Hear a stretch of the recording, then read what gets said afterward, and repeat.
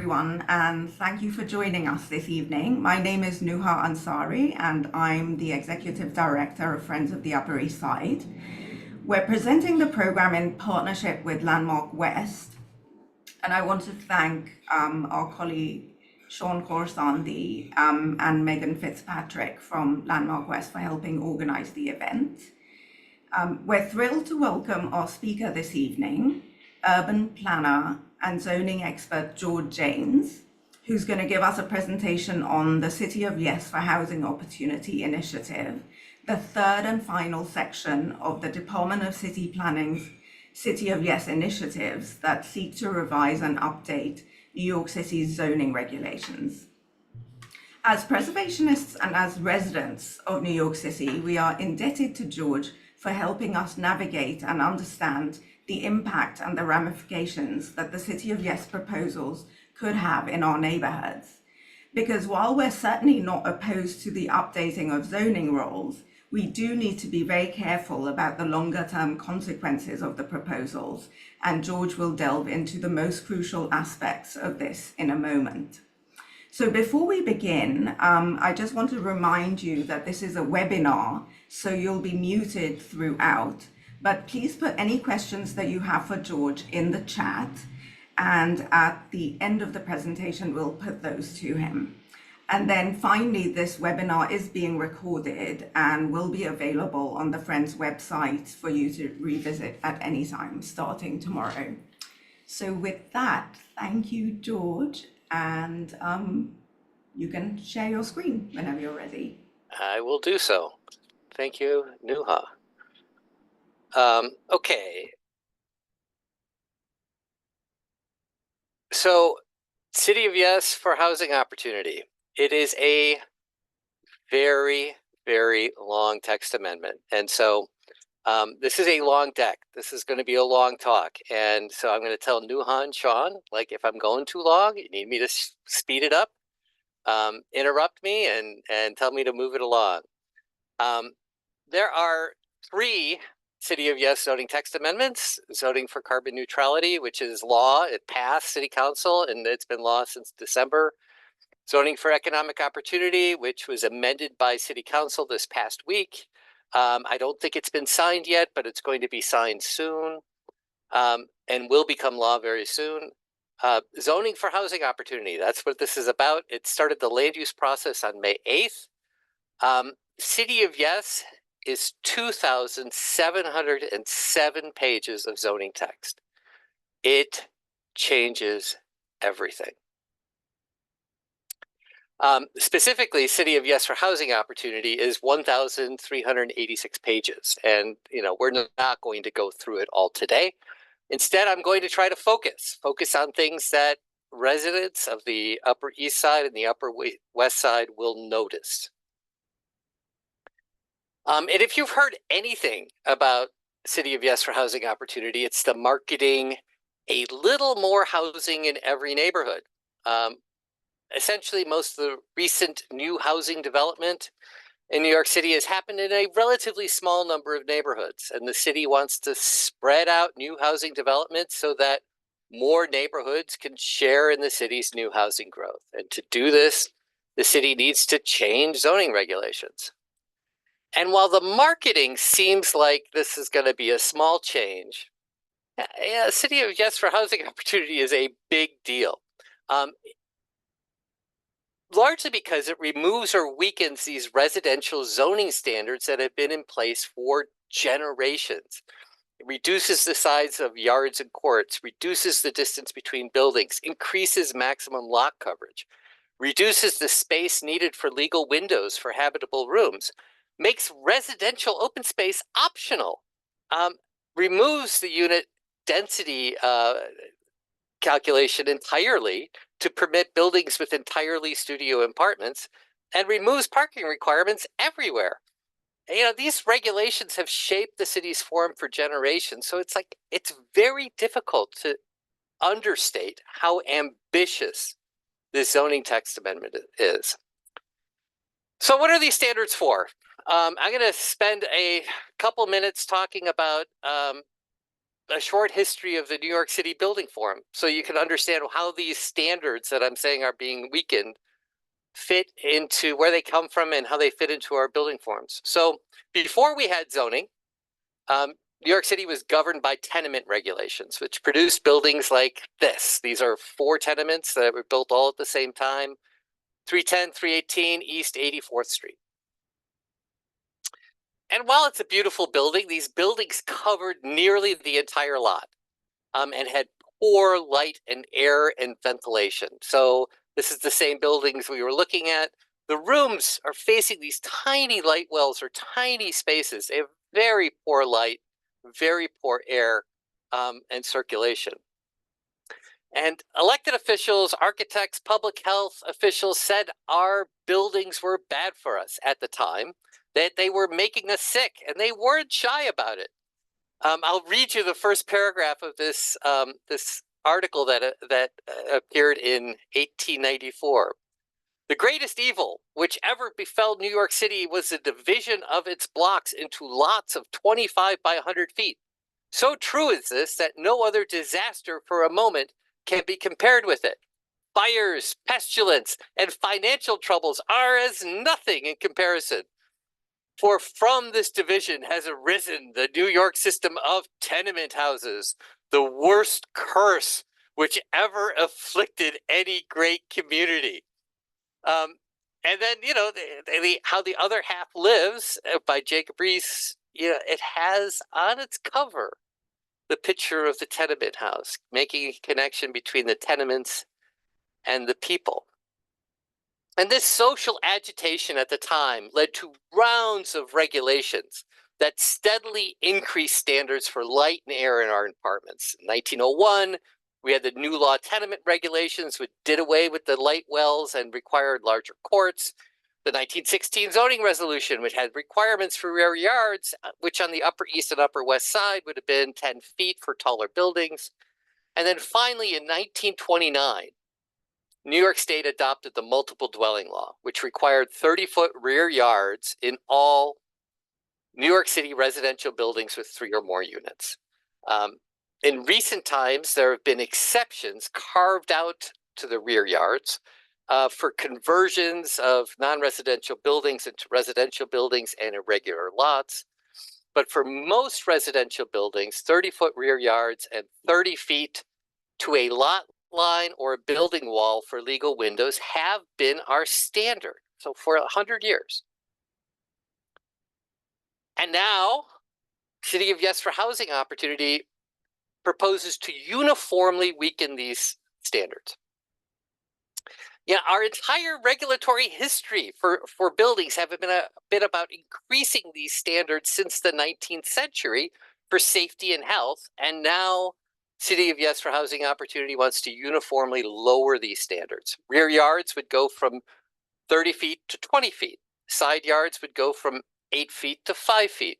Space for legal windows would go from 30 feet to 20 feet. Courts, the minimum size of courts for legal windows would go from 1,200 feet to 800 feet. It would also permit new obstructions in the yards that would remain so that the 20 feet can be filled with stuff like another dwelling. But what's most astounding to me is that the city hasn't featured these changes in their materials. Unless you read the actual zoning text and you understand the context of these changes, you wouldn't even know that they were being proposed. And to be perfectly clear, just because something is old and long-standing doesn't mean that it shouldn't be revisited. It should from time to time. But when these standards went into place, air conditioning did not exist. Electric lights were very expensive, right? They cost a fortune to light your home. And that's not true anymore. And so it's reasonable to revisit these standards and to discuss them, but they should be discussed and they should be explained. And that's not part of the materials that DCP is sharing. And so how would changing these standards impact you? Well, you know, it depends in part on where and how you live. I'm going to start with me. I live in this 1-bedroom apartment that was built in a building, and it was built in 1970. And like a lot of these 70s, 60s, 70 era buildings, the dining room is carved off and made into a bedroom. And that's where my kids grew up, in this bedroom.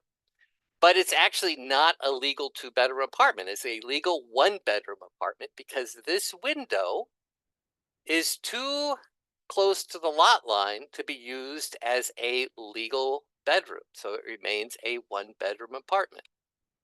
And so City of Yes for housing opportunity would instantly change this apartment from a legal 1-bedroom to a legal 2-bedroom by not changing the apartment, but by changing the laws when how we define a legal 2-bedroom apartment. And I bring this up just to say that, we change zoning a lot. There's a lot of tweaks here and there, and it's rare when where you live is actually would immediately be affected by a zoning change. And that's absolutely the case in my own personal situation. And I think it will be in many of yours in other ways. So, more impactful will be what can happen to yards, right? So this is a block on the east side on the Upper East Side. This area outlined in red is the 60-foot wide donut hole at the center of most blocks, and it's created by you have a building facing a street to the north and a building facing the street to the south, and then you have these facing 30-foot rear yards. It's a requirement. Again, it's been around for 100 years, and it's created by these two interior lots facing each other. And so with City of Yes for housing opportunity, the first 10 feet on either side of the donut hole can be used for expanding the existing building. So, if you want to blow out your rear wall because your kitchen's there and you want to make your kitchens 10 feet bigger, you can do that. Expanding these buildings can be difficult because if they're a townhouse, you could expand on your roof, but then you have a four-story building, and it can be difficult. This is a way of putting it closer to the ground where you might live. City of Yes for housing opportunity also permits buildings within the smaller remaining rear yard. So this is now the 40 feet that would be required. But inside of this area, you could have a 25-foot tall accessory dwelling unit placed in the yard as a permitted obstruction if you have a single or two-family home. Or if you have a multiple dwelling, you could just cover the entire yard with a building that's 15 feet tall, just as long as that space is not used for dwelling purposes. So if you wanted to make a party room or a mail room or a laundry room, you could put it in your rear yard in a building. All right, so tower in the park style housing estates don't have rear yard requirements usually, but they have these substantial open space requirements. And so now we're on the west side. This is Park West Village. This is Douglas Houses. Again, this is the tower in the park style housing, which is facilitated through our zoning. And City of Yes for housing opportunity includes major changes to how new development can be placed in the open spaces on these large estates. And some of you who've been paying attention to these issues over the years will remember different efforts to infill these housing estates. In 2017, there was this proposal to put a large tower on Holmes Towers on East 92nd Street. In 2013, there was this effort to infill the open spaces at Douglas Houses.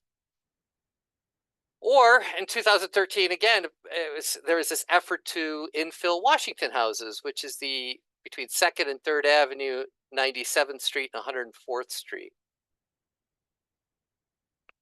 And none of these efforts were successful, in part because the zoning regulations, our current regulations, make the proposals expensive and out of context. City of Yes for housing opportunity does not tweak the zoning here. It just simply cuts it.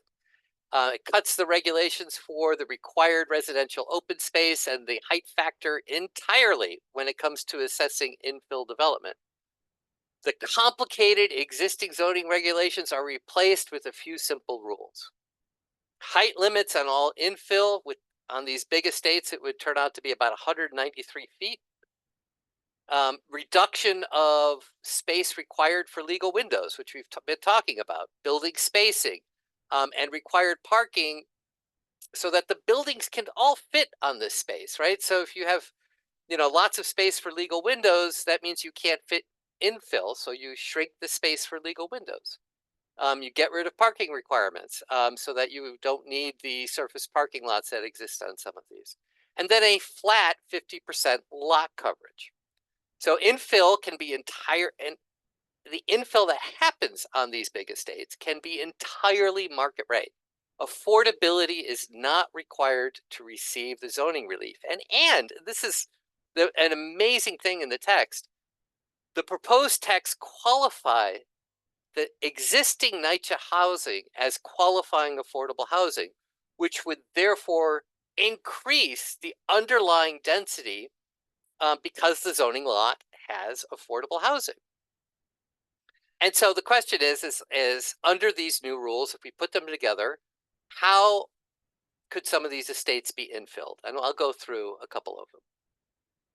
So this is Washington houses. Again, current zoning requires this leafy campus-like environment with all of this open space, which also includes surface parking lots. So with the rules that we have or that are being proposed, City of Yes would allow height-limited buildings, 193 feet, to be placed on the required open space. Again, it's close to the existing buildings. And if these buildings look massive, they are. Washington currently has 1,450 units of housing. Under City of Yes changes, it could add an additional 3,000 units just on this one housing estate. And so what could that mean on the ground? This is East Harlem, which has a lot of housing estates. And what this will mean is that most of these estates become practical development sites when many of them currently aren't today. Essentially, no residential open space requirement and smaller distance between windows and legal window. Sorry, between buildings and legal windows equals many development sites. Some years ago, we studied to see how much new housing could go on these estates in East Harlem, and we came up with about 5,800 units. But the changes proposed in City of Yes would increase this to the low tens of thousands of units of capacity just in East Harlem. We looked at the west side before we did this today. Douglas houses and Amsterdam houses on the Upper West Side could hold an additional about 5,000 units under these new regulations. It's really a game changer. And so you might ask, where are these proposed changes coming from? Is it all about NYCHA?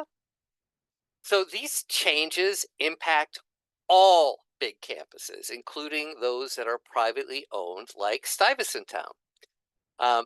Housing in New York City has become increasingly corporatized by powerful financial interests like Blackstone. Blackstone acquired Stuyvesant Town some years ago.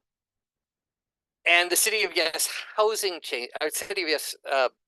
changes would allow for about 4 million square feet of infill on the open spaces of Stuyvesant Town if it can fit.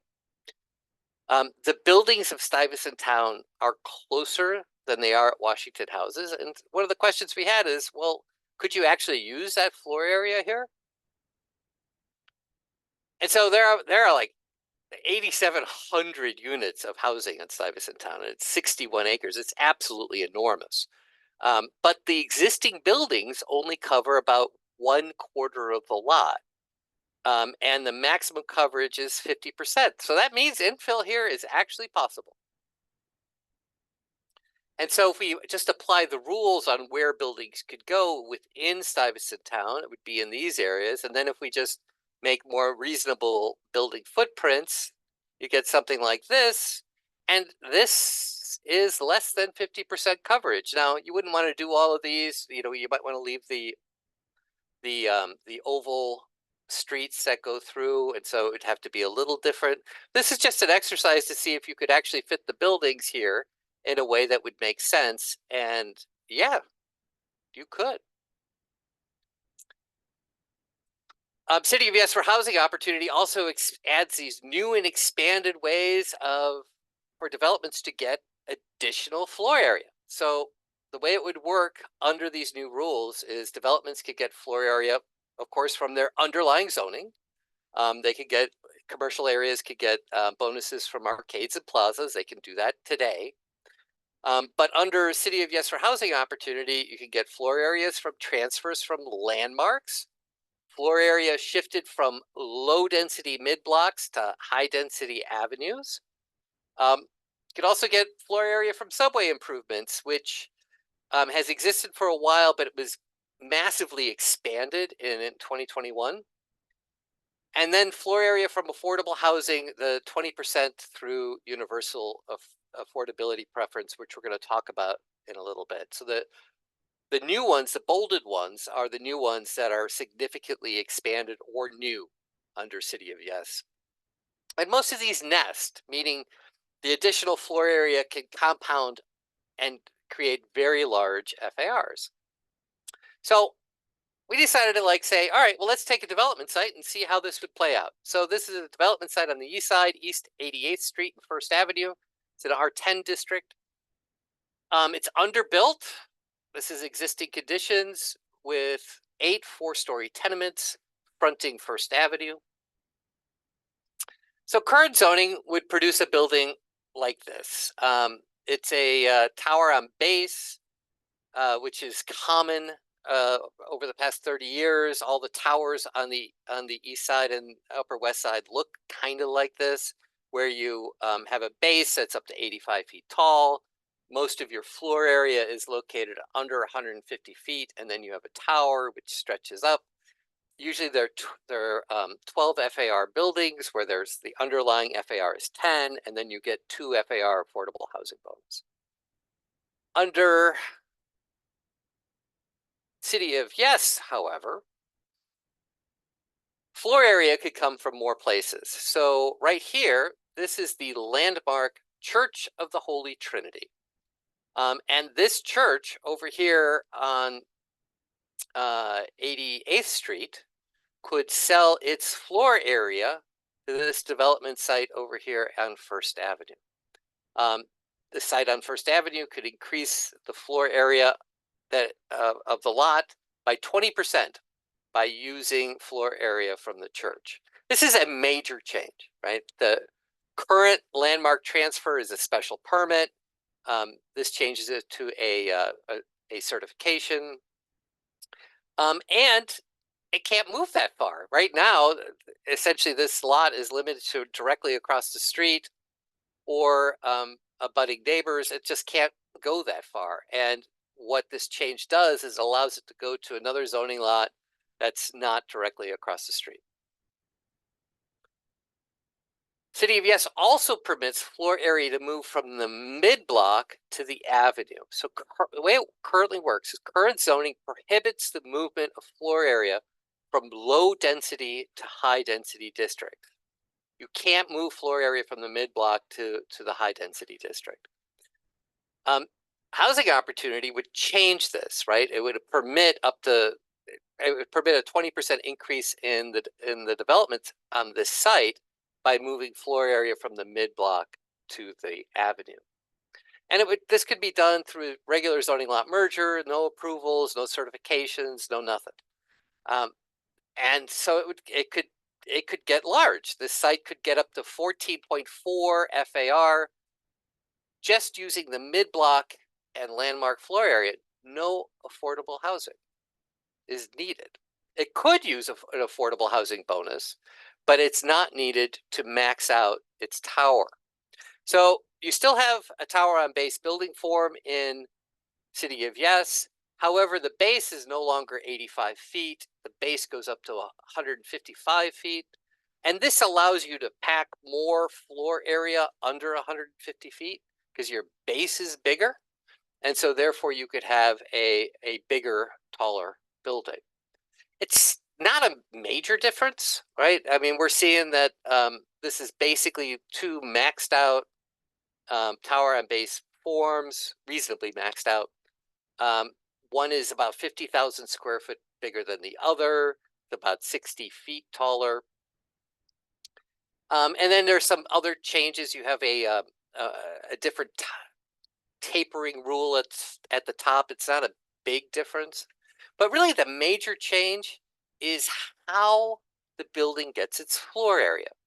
So the existing regulations effectively require the affordable housing bonus to get to 12 FAR. Under City of Yes, you have other methods to obtain the floor area that don't involve any affordable housing. And so really the question is, and this is really an unknowable question, but we could speculate on it, is will developers use City of Yes universal affordability preference for affordable housing if they can get their floor area from other places? So City of Yes has exactly one optional affordable housing mechanism, and it's called the universal affordability preference. It gives a 20% floor area bonus or increase for affordable housing.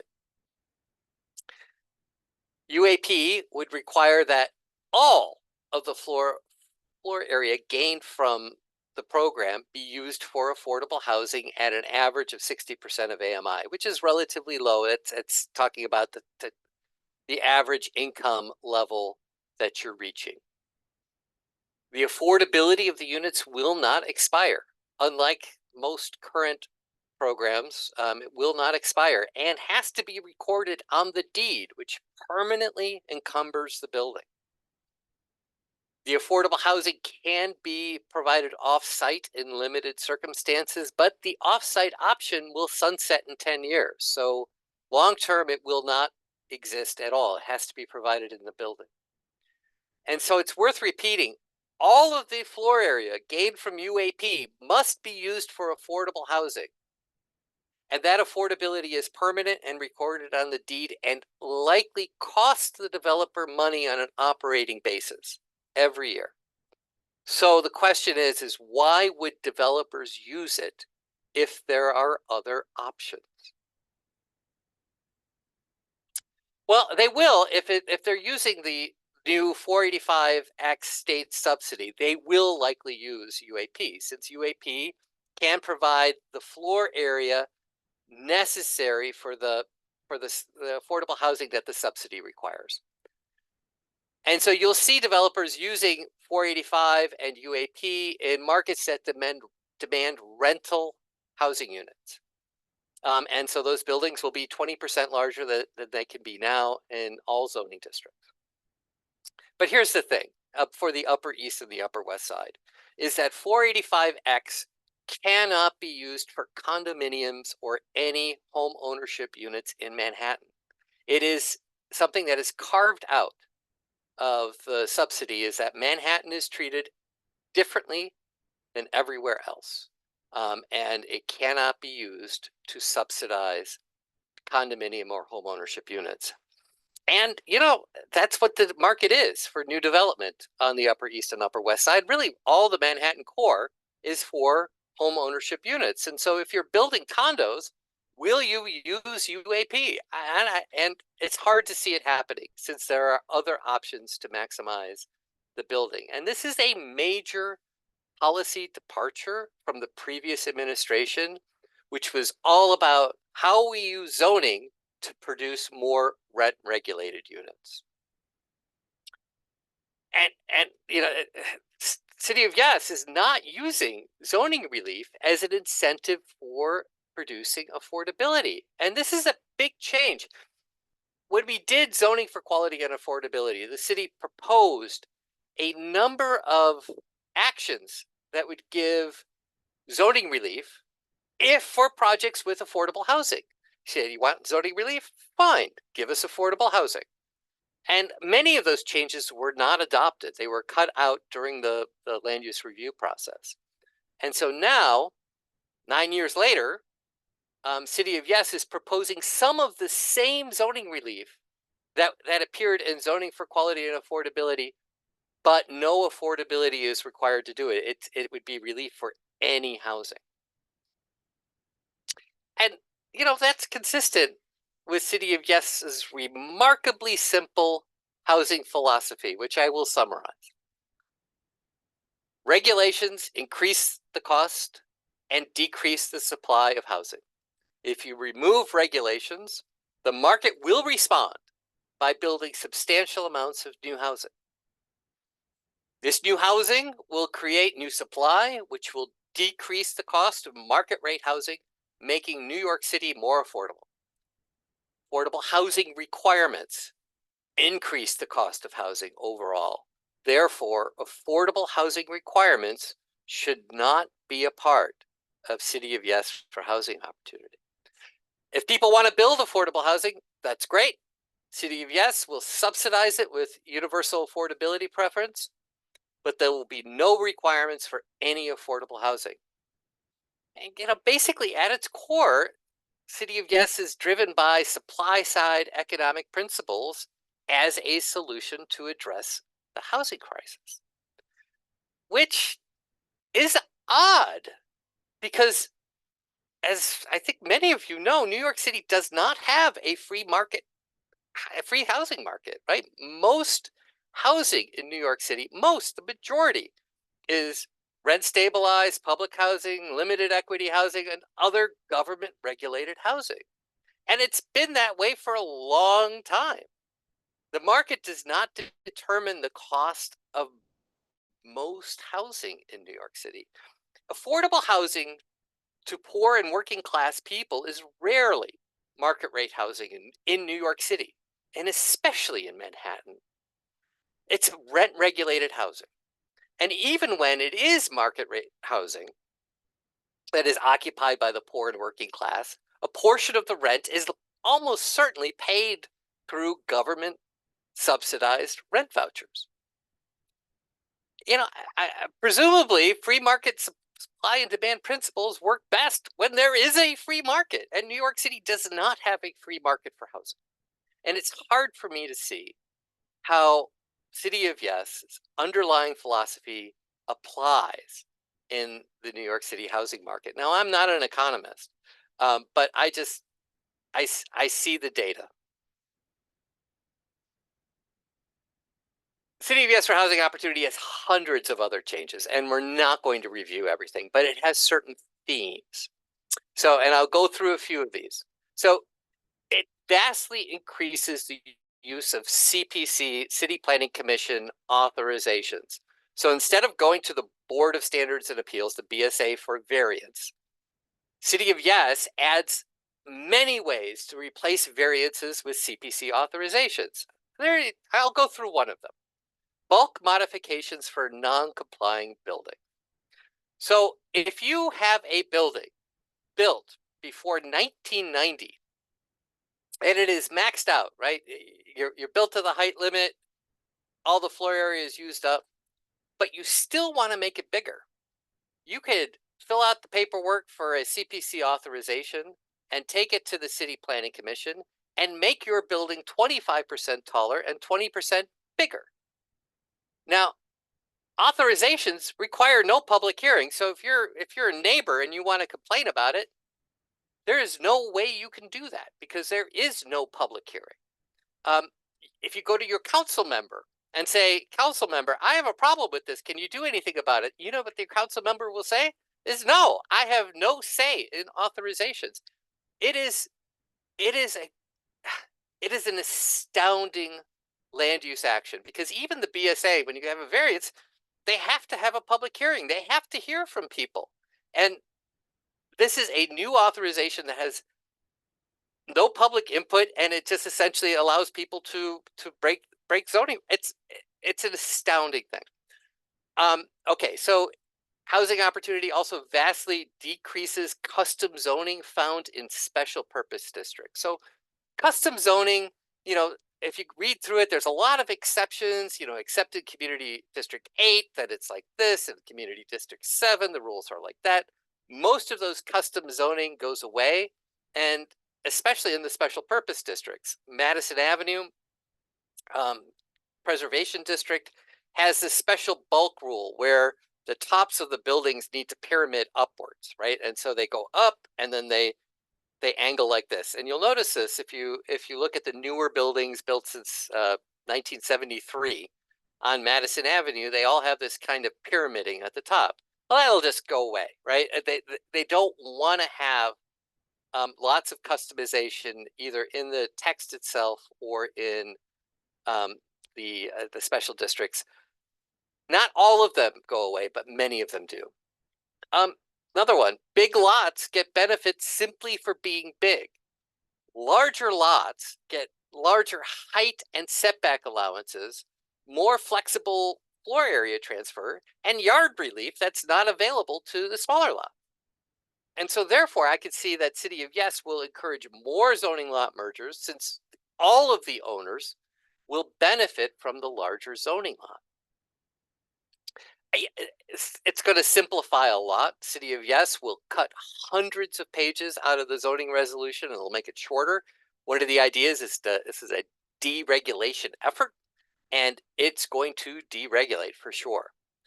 But while it's simpler, there are more options. So you have various height and setback regulations depending on the size of the lot, the presence or absence of affordable housing, and you know it's going to be a land use lawyer full employment act because there's going to be lots of different ways you could put together your zoning lot to maximize well, to do what you want to do. Considering tonight's audience though and our hosts, I want to talk a little bit about landmarks. So unused floor area can float from a New York City landmark to a development site on another block. We've already talked about about the Church of the Holy Trinity. DCP made this map showing which lots can receive floor area from the landmark.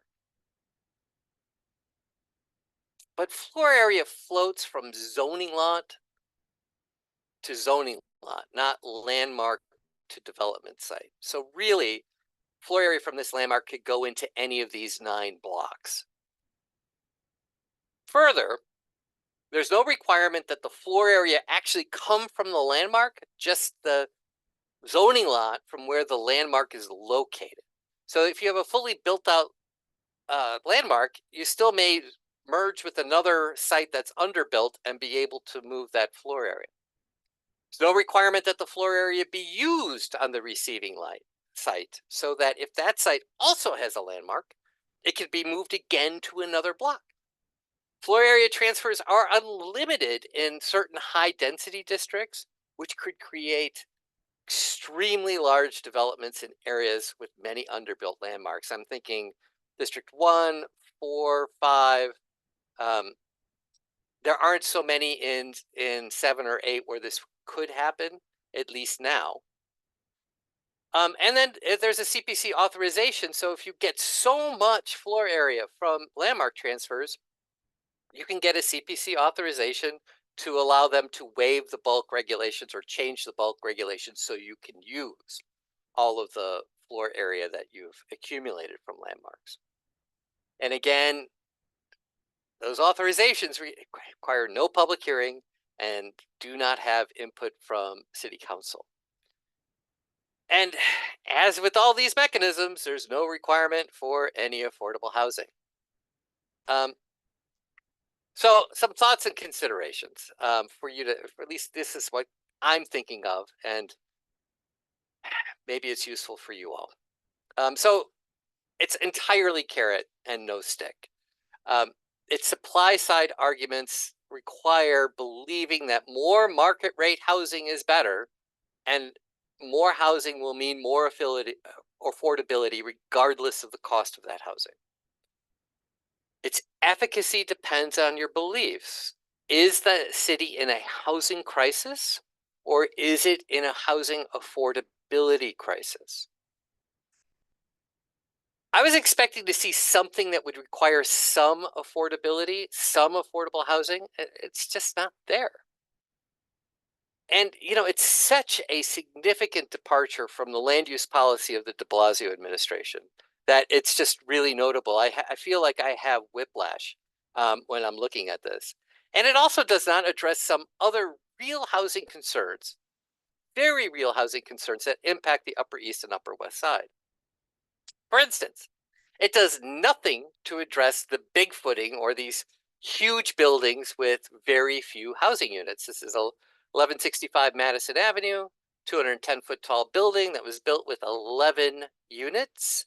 It has a quadplex. It means one unit that occupies the top 4 floors of this building. This building averages 5,358 square feet per unit. And, nearly all new buildings on the Upper East and Upper West Side near Central Park have these very few units. This is 15 West 96th Street. It was just completed. Has 14 apartments. 14 apartments in this building. It replaced these townhouses, which had 30. City of Yes does nothing about that. It could have. We're seeing small tenements like these, 35 East 75th Street, 43 West 74th Street. This is 7 West 9th Street in the Village, converted into single-family homes throughout the Manhattan core, right, where you have 8, 10, 5 units, small buildings that get converted into one. This has been happening for a while, but it's been accelerating lately. And then combinations in larger buildings are resulting in even more unit losses. So co-ops like these, they have a lot of units, but they often get combined so that they have fewer and fewer units over time. And the result is that some neighborhoods in Manhattan are hemorrhaging housing units, even though there's all this construction activity. And a lot of that construction activity is directly contributing to the housing unit loss. So this is a map by block showing housing unit change in Manhattan 2010 to 2023. All right, so the places where you see red and orange are places where there have been losses. On the Upper East Side, the Upper West Side, down in the Village are the places where they really stick out. And there's nothing in City of Yes for housing opportunity that will stem the loss of units that we're seeing. And this is really of special concern in places with a lot of historic districts where new development is frankly difficult. If you lose these units this way, once they're lost, they're gone. They're not coming back. And, let me say this, is that the loss of units in our neighborhoods is well understood, and there are zoning solutions that could have addressed it. I put up this article here because Matthew, I got to meet him because he worked at the Department of City Planning, a planner in the Manhattan office, and then he quit, got another job, and then published this article shortly thereafter. Homes are vanishing from New York City's wealthiest neighborhoods, and it's worse than we thought. And it talks about the 16,500 homes that have been lost in these areas. But the applicant, Department of City Planning, simply decided this is not a problem and has decided not to have a zoning solution to address it, which I think is a missed opportunity. Because the data are clear, at least on the Upper East and Upper West Side, more buildings does not equal more housing and does not equal more affordability, right? This is data, right? So we have these huge dwelling units replacing small, relatively affordable, sometimes market rate, sometimes rent stabilized rental units. And very few of these new buildings have any rent regulated units. And so this is an analysis that my office did for Community Board 8, looking at change in rent stabilized unit, the net change, so by building. So some buildings increase, some buildings decrease, and this is your net change. And so in this period, 13, 14-year period, District 7 and District 8, Upper West, Upper East, lost enormous amounts of rent stabilized housing. So when new buildings go up, sometimes it's a wash. Maybe you get a few more, maybe you get a few less, but it's resulting in catastrophic losses of rent stabilized housing in these districts. And again, there's nothing in here that's going to address this crisis. Finally, the complete absence of any affordability requirements makes progressive New York City kind of passive when it comes to affordable housing. So the way it works is that many jurisdictions, let me say most jurisdictions that have some sort of affordable housing program require some small percentage of affordable housing, around 10%, out of all new development, with no zoning bonuses or direct subsidies. It's just a requirement. This includes most jurisdictions in Westchester County. Zoning relief City of Yes could have predicated zoning relief on the provision of affordable housing. You want the benefit, you produce for or pay for affordable housing somewhere. And when asked, DCP explicitly rejected this because such mandates would slow down housing production and so therefore increase costs overall. If you believe rent-regulated housing is needed more than market rate housing, this seems like a lost opportunity. So, what should people think about this? And I think it depends. It really depends on what's important to you. And I'd like to go through the pros and the cons. So, if you're a co-op on West End Avenue or Fifth Avenue or Park Avenue, this change suddenly gives you options to expand your building that you currently don't have. So a lot of these buildings don't have common spaces, party rooms, children's play areas. Now, if you want to fill in your court or your rear yard, put a building there that you could use for this type of common use, you can do it now. You just couldn't do that previously. If you own a townhome in the mid-block, you suddenly have more options to expand into the rear yard. A lot of these townhomes can expand. They can expand on the roof, but that's difficult. It's much better to expand on levels that you live on, and you could expand into the rear yard. If you own a townhome in the mid-block and have no reason to expand, City of Yes would give you more opportunity to sell your unused floor area to a development on the avenue. So you could monetize your unused development rights, even if you don't want to expand your building. If you own or care about a landmark building, these changes would give the landmark many more options to monetize its unused floor area to support that landmark. Church of the Holy Trinity, right? I mean, that building that we looked at, it has no place to sell its unused floor area. If this passes, it will have several, and it will have a market for its unused development rights, and it actually has the potential to create an actual market, because normally right now there's usually only one potential customer for unused floor area, and it's the person right next to you or the development right next to you. Now you can go further, at least for landmarks and a few other situations. And if you believe that the market will supply affordable housing units through increased supply, then City of Yes will likely increase supply and so may lower costs. I mean, I want to agree with the Department of City Planning because I do think these changes will lead to increased housing production, because essentially you're opening up many more places for housing that you can't develop right now. The really open question is what that will do to cost.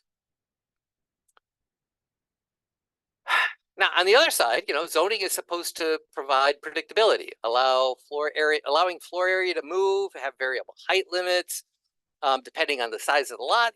It's not that predictable. Also, if you care about affordable housing, you might be concerned about all of the zoning relief that's being given to market rate housing, completely absent supporting rent-regulated housing. If you care about affordable housing, you might be concerned that City of Yes's only program to produce rent-regulated housing is optional and likely won't be used on the Upper East and Upper West Side, at least in places where condos are being developed. If you believe that truly affordable units won't be provided by market rate forces, well, then you should be skeptical of City of Yes. And if you care about the loss of housing units on the Upper East and Upper West Side, you might rightly be concerned that City of Yes will do nothing to stem the losses of units through combinations, conversions, and may even accelerate them. But, regardless of your position, I think everyone can agree City of Yes for housing opportunity changes everything. It is a big deal. So next steps in the process. It was referred out on April 26th. It started its time with community boards on May 8th. The chair has stated that they will be accepting community board recommendations until July 24th. CPC will then hold a hearing and approve, modify, or deny the application in the fall of this year. It will then go to the city council where they can approve, modify, or deny the application. It should be done no later than the end of this year. And, I encourage everybody, if you have thoughts one way or another about this, is that you should get involved and make your voices heard. You have plenty of opportunities at the community board. You can also get involved with public hearings at the City Planning Commission and at City Council. There's ways to make your voice heard, and it should be heard. That's what I have. I'm happy to stop talking and hear from others and take questions. Thank you so very much for that, George. It's night and day between what we've been seeing at some of the community board presentations from city planning and some of the things that you brought to the forefront. I do want to, I'm also thinking about this in light of the news today that Chicago is subsidizing office conversions in their core downtown. They're going to give developers 150 million. There's a certain small, very tight range. And their plan is that part of the deal is that they have to create 30% affordability in perpetuity. So it can be done. It can be done elsewhere, maybe in second cities, but there's options. There's a couple questions I personally had just from hearing other presentations from city planning versus what you said. And one of my questions to start is, if the whole point is to build housing, yield new housing production, the sense we got from city planning is that they're not expecting to see a lot of ADUs on the Upper East and Upper West sides. It's just going to be a giveaway to homeowners to build, as you said, a more spacious eating area in their kitchen, perhaps. Yes. That's partly because there's no direct rear yard access and Yes. back buildings are illegal. Yeah. So it's not producing any new units, it's just producing more volume. So we have people in the chat here saying thank yous. I'm going to go through some of these questions here. I wonder why the city hasn't been more transparent about many of these massive and important changes. You can answer that if you like. Listen, it's just very complicated. I mean, it's 1,300 pages, 1,400 pages long. It's enormous. And explaining it, like all of the elements to the community boards would be hard.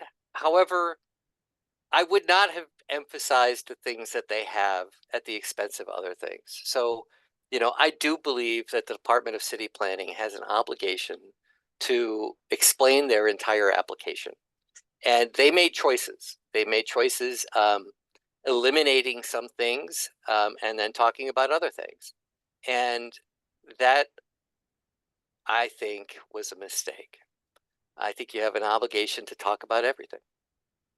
One of the housing advocates I was speaking to this morning was saying, don't worry so much on the Upper West Side, Upper East Side about this, because you're a high density district.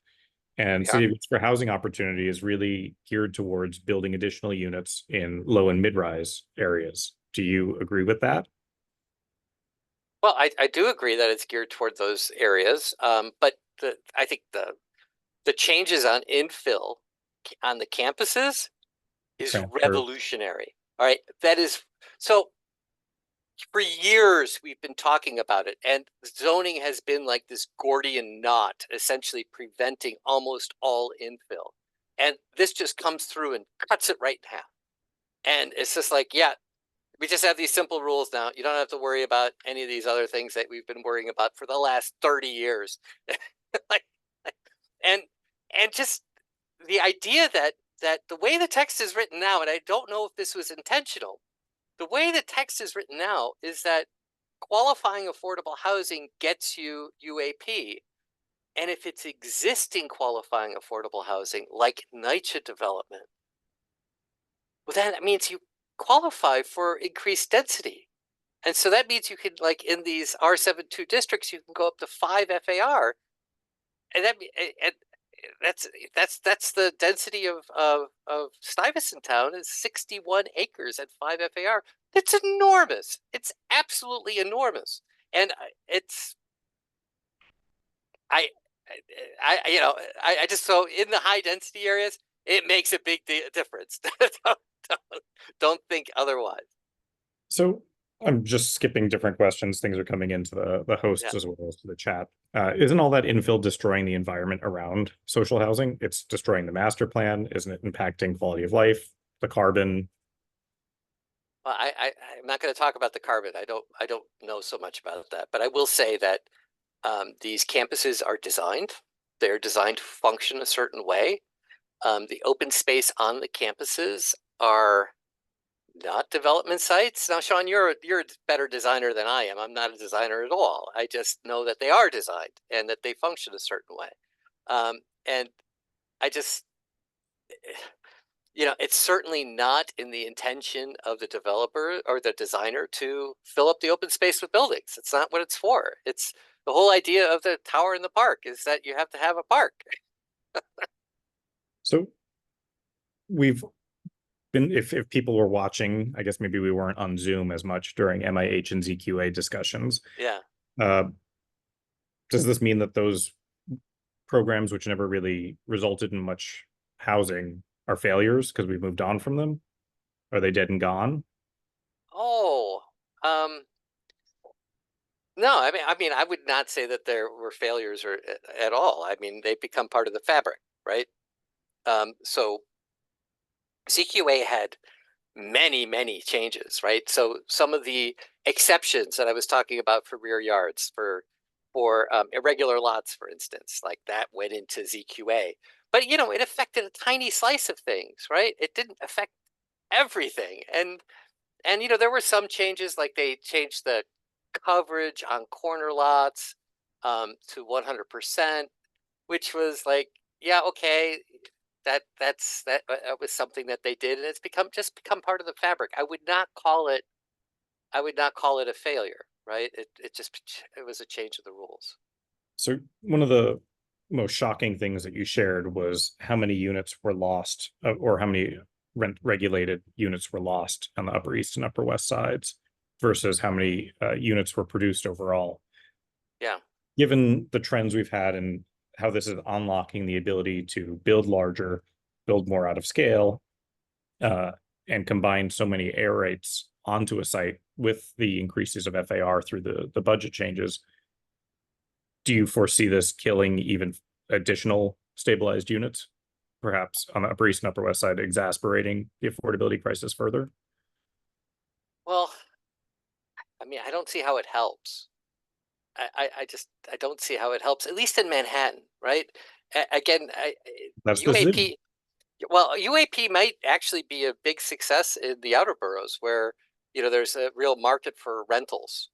And so therefore you end up with 20% affordability in most of the buildings, which would be great, right? It could be a real success in the outer boroughs, but, I just don't see it happening, at least from what I see on the ground in really the Manhattan core, meaning districts 1 through 8. I don't know. And if people are market rate people, or I mean people in the real estate business, want to tell me I'm wrong, I'm more than happy to hear that. Jack in the chat is noticing that City Council's already approved the first 2 phases, carbon neutrality and economic opportunity. We did notice that with the one pager, which was 5 pages of edits to economic opportunity, there were a lot of comments from advocates that were integrated and incorporated. There were. So if there were 2 key points for Upper East and Upper West Siders to make in challenge to City of Yes for housing opportunity, largely because it's the whole city, it's every community board voting on this with different priorities and goals in mind. If there were 2 or 3, I'm not trying to limit you, key points that we should be challenging or uniting our voice on, what would you say we focus on?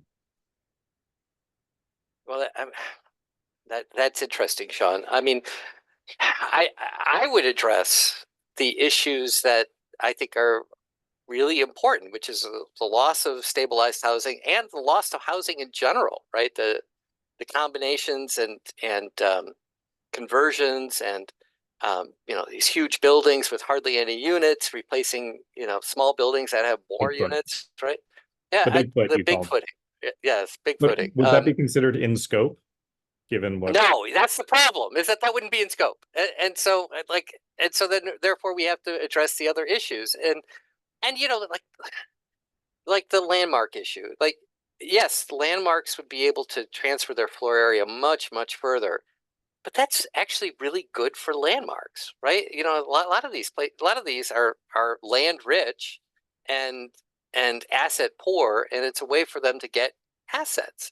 So yes, in some cases it may mean that they don't use the affordable housing bonus because they can get their floor area from the landmark, but that's good for the landmark.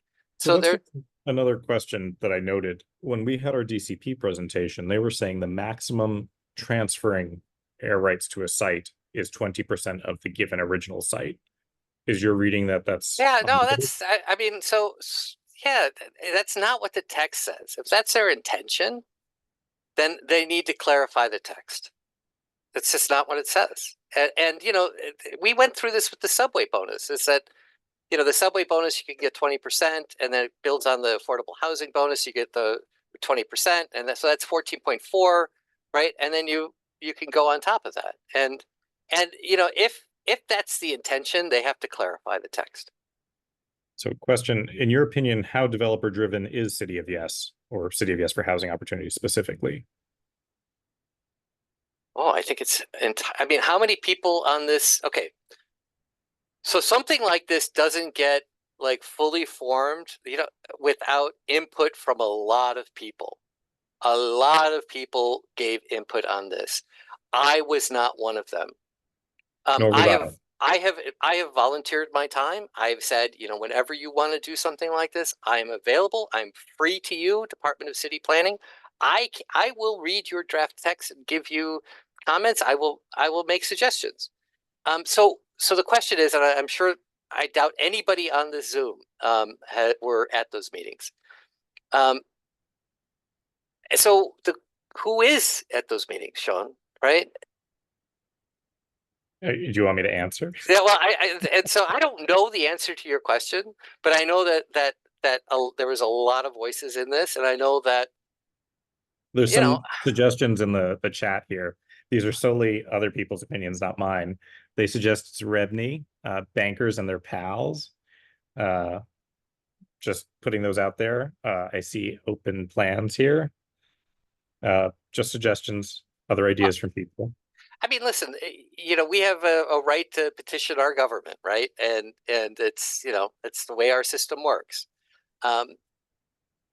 It's just that some people are petitioning harder or get listened to more than others, and I think that's been the New York way as long as I've been here, and I think it has been for as long as any of us been alive. And that's Animal Farm. Some are more equal than others. Yeah.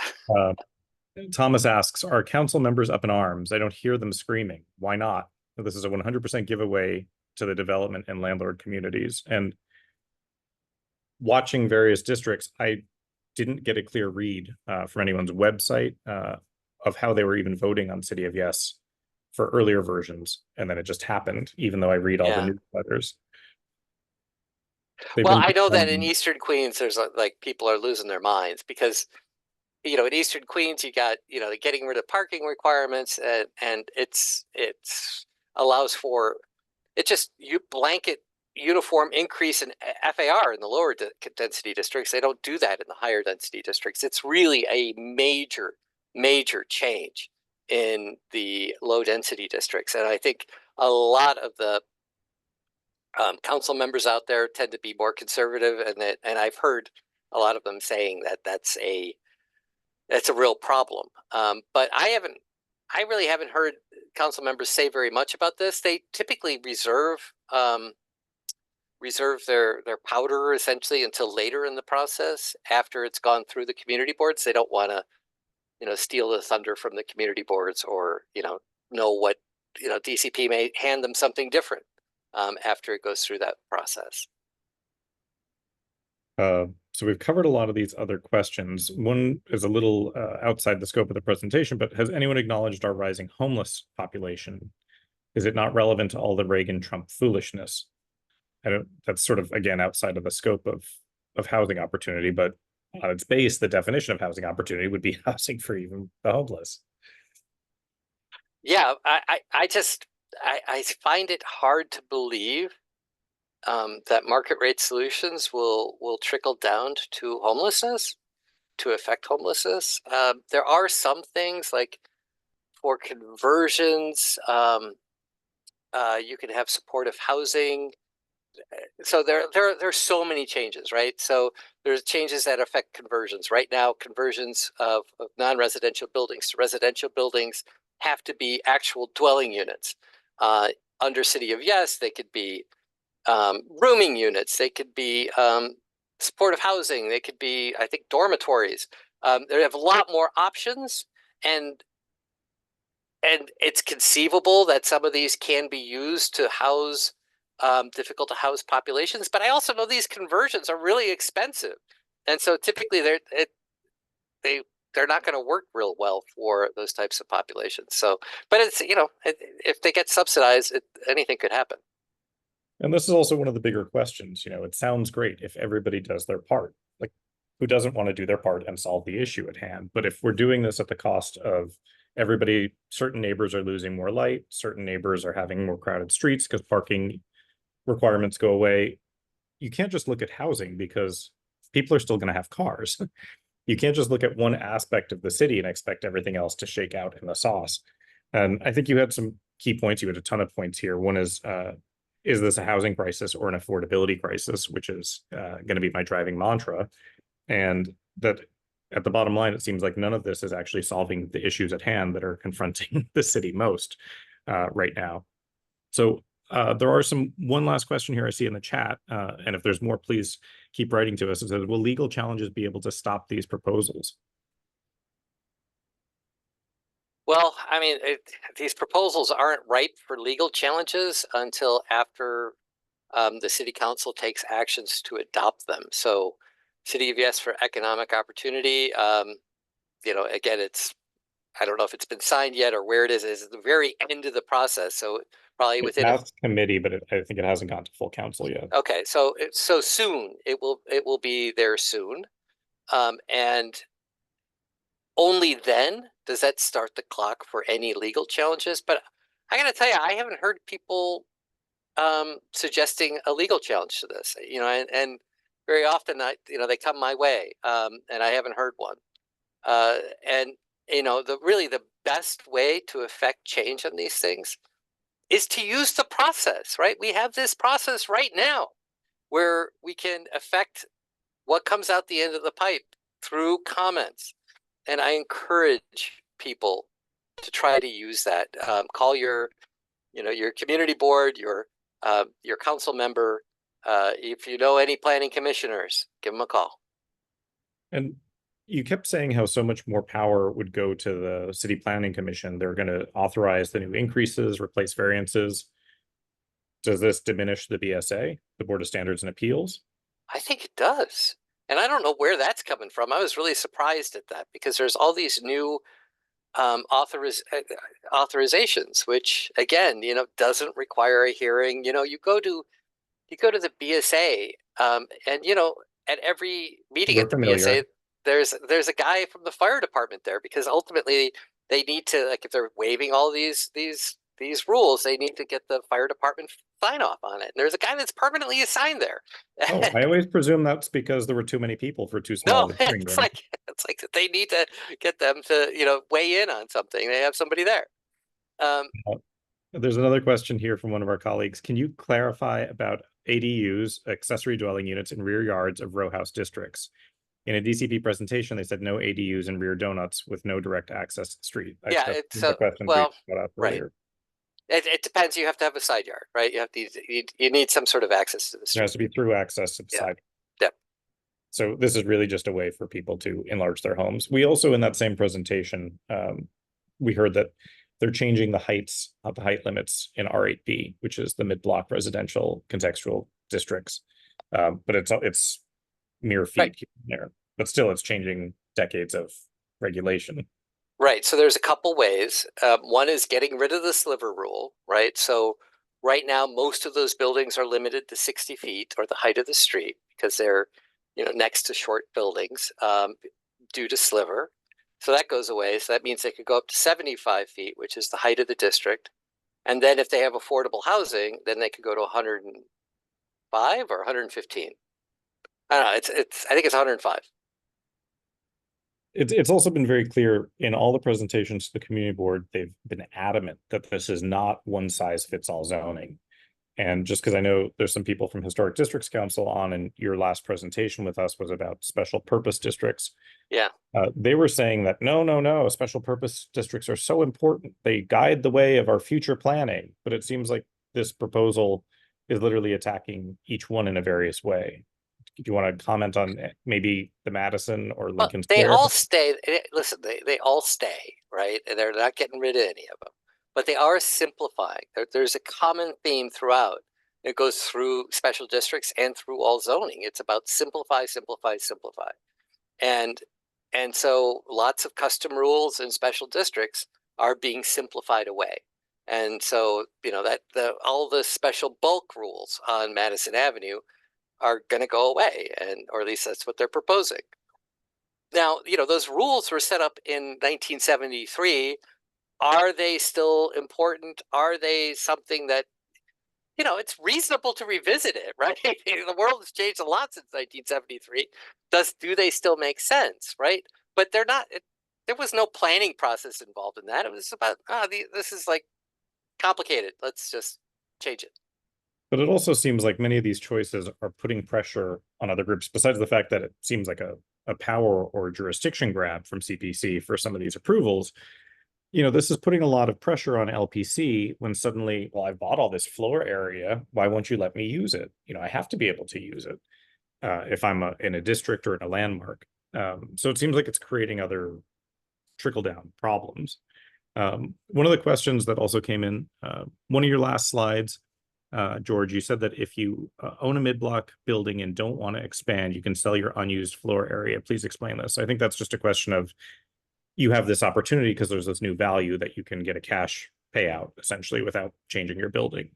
Well, no, it goes more than that because again, this is a big change in City of Yes, is that floor area can now move, or they're proposing to move unused floor area from the low density mid blocks to the high density avenues. Never been able to do that. The way the split lot districts work is that you can move your high density district to the low density, but not the other way around. But nobody ever did that because the low density is like already height limited and you can't really use it and you want it on the avenues. And so now you can then take a whole row of tenements or row houses, make a larger zoning lot, and they could all transfer their unused floor area to the avenues. And it's going to be a real source of unused development rights for towers on the avenues. It's going to be. And given your comments of supply and demand, unlocking all these air rights to move, that would theoretically have a reduction in the per square foot price of unused air rights. Well, I'm not sure about that simply because it opens a market, right? I mean, right now there's really no place for that floor area to go. So it has a very low value. once you actually create a market for it, then the price goes up. So I think it's actually might be the reverse. And that's the nature of, we talk about floor area being bought and sold, whatever, but typically it's usually a market of one. And so it's never really the prices have a high standard deviation. Let's put it that way. I have a very specific question, and this may involve, too many zoning maps for off the top of your head. Yeah. There's a new rental building on East 86th in New York, completed in 2021. Yeah. Maxed out at 235 feet. Yeah.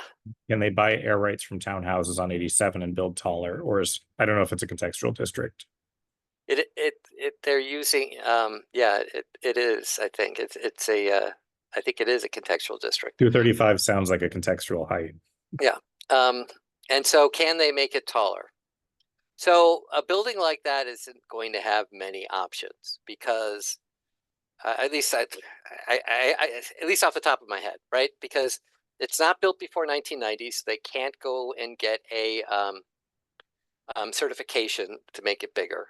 If they bought from the avenues or from the mid block, if it's in a height limited district, it's still going to be height limited. And so it'll stay height limited. If there is affordable housing in the building, it could use the affordable housing building envelope, but I think it already is at 235. So I think that one's stuck. I think that one's going to stay where it's at. Noted. I think we're out of questions unless anybody else has any more for the chat. As Nuha mentioned, there'll be some light editing, and we'll send out a link to the presentation tomorrow. It'll be on both of our websites, and we can share it. And we will corner George into getting us that list of 2 to 3 priorities that he thinks we should be pushing for the Upper East and Upper West Side if there are to be changes. I will give it some more thought. Yes, absolutely. Well, thank you as always for this, George. I think we'll all be staying tuned as this continues to work through the various committees and community boards. It started May 8th, so our understanding is that this is going to go the first or second week, likely in July, to city planning, right? It's going to be a little later than that. And I heard that the hearing won't be until the September, right? So at least I hope. All right. Thank you very much. And thank you to Nuha and Zainab and friends, our co-hosts tonight. Everyone have a great night. All right. Good night, everybody. Thank you. Thank you, George.